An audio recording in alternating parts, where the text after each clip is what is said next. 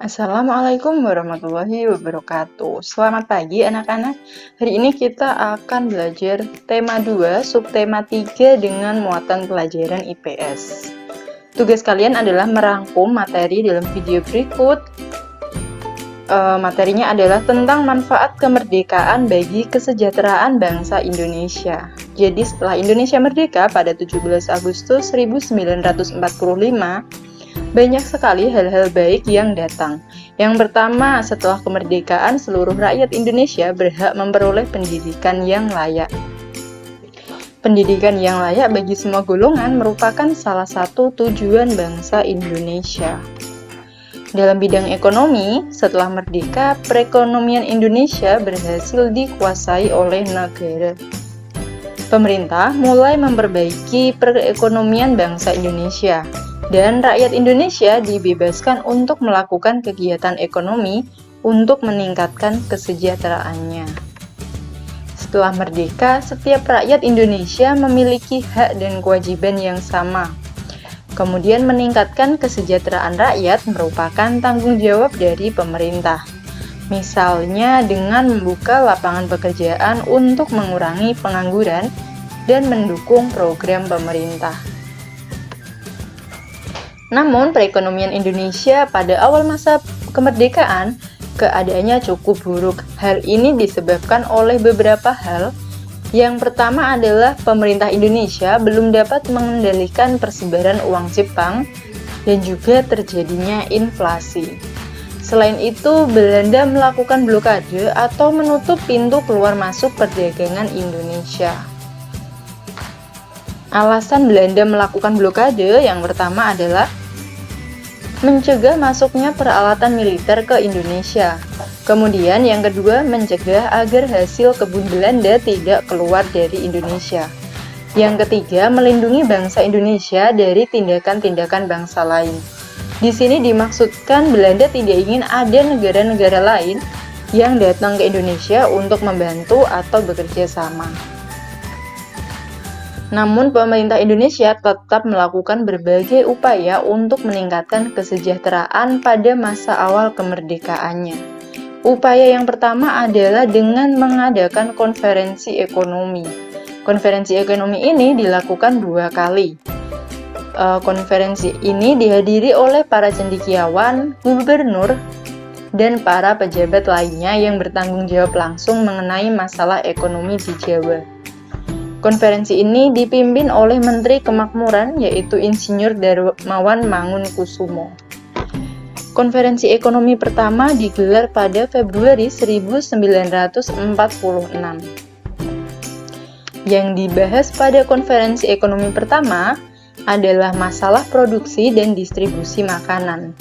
Yang kedua, masalah sandang. Yang ketiga, status dan administrasi perkebunan. Kemudian diadakan lagi konferensi ekonomi yang kedua, digelar di Solo pada 6 Mei 1946. Yang dibahas adalah mengenai program ekonomi pemerintah, keuangan negara, pengendalian harga, distribusi, dan alokasi tenaga manusia. Selanjutnya, upaya yang kedua adalah dengan mengadakan program pinjaman nasional. Program ini dijalankan oleh Menteri Keuangan Insinyur Surahman pada Juli 1946. Pemerintah mendirikan Bank Tabungan Pos. Program ini bertujuan untuk mengumpulkan dana bagi kepentingan perjuangan dan meningkatkan kepercayaan rakyat kepada pemerintah Indonesia.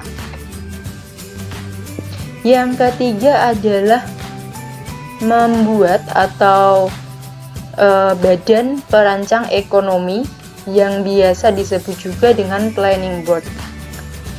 Badan Perancang Ekonomi diusulkan oleh Menteri Kemakmuran pada tahun 1947 oleh A.K. Ghani.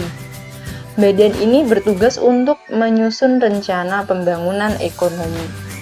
Yang pertama, programnya adalah menasionalkan bangunan umum, perkebunan, dan industri yang menjadi milik negara serta penyitaan.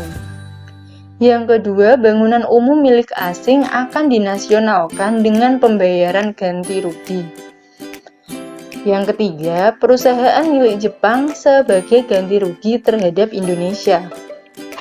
Program yang keempat adalah perusahaan modal asing akan dikembalikan kepada yang berhak sesudah diadakan perjanjian antara Republik Indonesia dan Belanda. Upaya yang keempat adalah membuat rencana Kasimo atau Kasimo Plan. Program ini disusun oleh Menteri Urusan Bahan Makanan, yaitu I.J. Kasimo. Program ini berupa rencana produksi 3 tahun mengenai usaha swasembada pangan dengan beberapa petunjuk pelaksanaan yang praktis. Untuk meningkatkan produksi bahan pangan dalam program ini, Kasimo menyarankan agar yang pertama, menanami tanah-tanah kosong di Sumatera Timur seluas 281.277 hektar. Kemudian di Jawa dilakukan intensifikasi dengan menanam bibit unggul. Yang ketiga, pencegahan penyembelihan hewan-hewan yang berperan penting bagi produksi pangan. Yang keempat, di setiap desa dibentuk kebun-kebun bibit. Kemudian yang kelima, melakukan transmigrasi atau memindahkan 20 juta rakyat Jawa ke Sumatera Timur. Upaya yang kelima yaitu mendirikan organisasi PTE atau Persatuan Tenaga Ekonomi. Organisasi ini dipimpin oleh B.R. Motik. Bertujuan untuk menggiatkan kembali partisipasi pengusaha swasta. Dengan dibentuknya PTE juga diharapkan dapat dan melenyapkan individualisasi di kalangan organisasi pedagang sehingga dapat memperkokoh ketahanan ekonomi bangsa Indonesia. Sekian pembelajaran hari ini, silakan mengerjakan tugasnya, semoga bermanfaat. Wassalamualaikum warahmatullahi wabarakatuh.